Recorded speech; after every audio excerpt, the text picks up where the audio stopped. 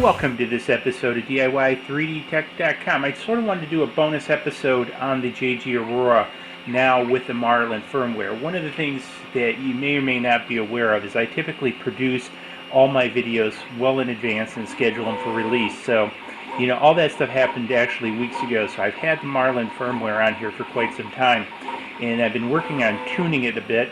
And so far, I've been very happy with it. So Friday, I did the video showing you how to flash it.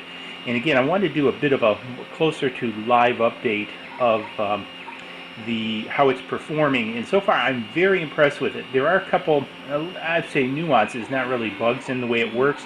And Scott, a viewer who's actually, I believe, working on the Marlin firmware project, has been commenting on some of my posts, and we've been kind of going back and forth. So I've gotten some really good feedback I'm going to incorporate into some future videos that I'm working on.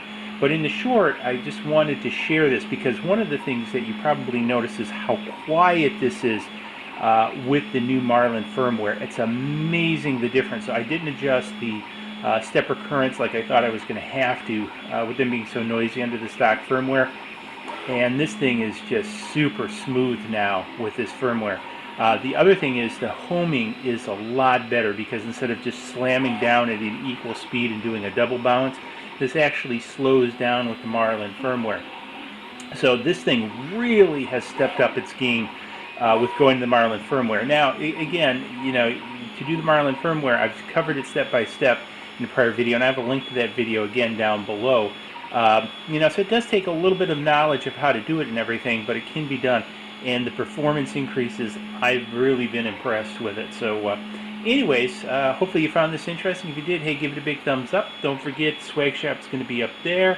Subscribe down below. And if you have a JGAurora and you're running the Marlin firmware, let me know what you think. Let me know what settings you're using, things like that.